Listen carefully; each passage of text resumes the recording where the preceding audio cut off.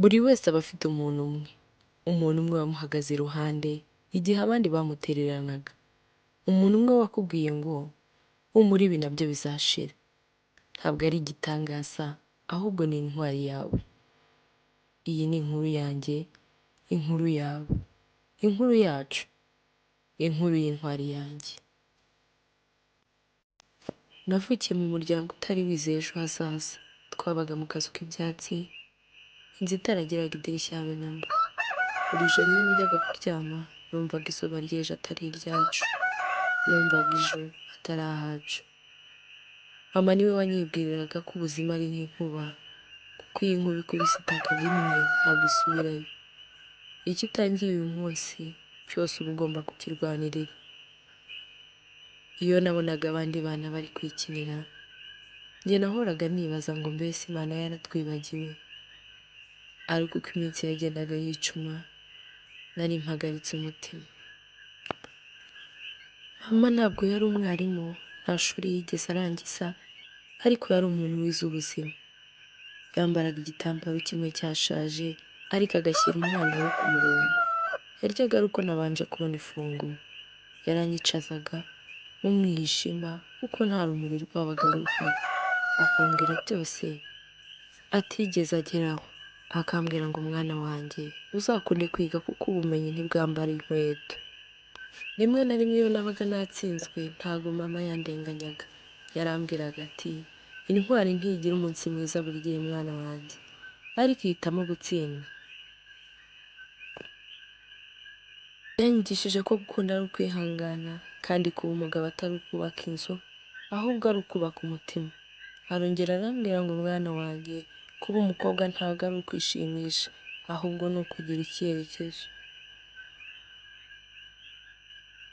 Umunsi umwe navuye ku ishuri, ndangije ngenda njya mu rugo, nsanga mama aryamye, ijisho rimwe risa n'iritareba neza.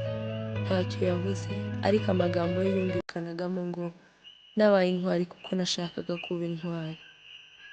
Mu gihe abandi bose bambwiraga ko ntacyo nzageraho, we yarambwiraga ati uzagera kure mwana wanjye, ariko ujye uhora wibuka aho wavuye, ndetse wibuka aho watangiriye kugira ngo uzabashe kumenya aho ujya. Yaragiye. Umunsi yapfuye ntabwo numvaga ubuzima buzongera gukomeza, ariko rimwe natangiye kubona yuko hari ibintu yasize inyuma. Ibyo yanditse ku mutima wanjye bitari byasibama, ndetse bitazigera binasibama. Uko nakuze nasanze intwari atari yambara icyuma ku ntugu, intwari ni uwihanganira ibimugoye ndetse n'ibimuruhije, ni uwemera ko hari icyo azageraho kandi ntacyo abona ako kanya. Ubu ndi umuganga, ubu ndi umuyobozi, ubu ndi umugore w'umugabo, ndi umuntu wuzuza abandi amarangamutima kuko nanjye hari uwigeze kuzuza yanjye. Iyo nibutse amagambo ye numva atarapfuye. Iyo mbwiye undi muntu nti uzatsinda, bampinduye inkuru ye, bampindutse intwari ye. Nta gitabo yasize ariko yanditse kuri njyewe.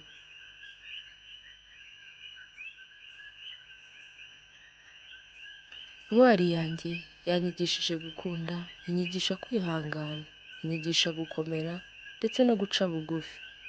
Ibyo byose ni nabyo nzasigira isi, kandi ni nacyo navukiye.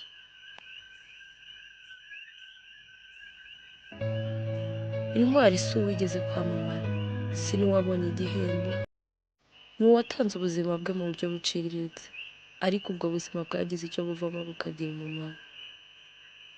Nta cyari cyoroshye, ariko byose byari byiza kuko yambereye intwari. Ndakwinginze ntugende udakanze subscribe, share, like na comment kugira ngo dushyigikire. Ni ukuri inkunga zanyu ni ingenzi kandi turabakunda cyane. Imana ibahe umugisha.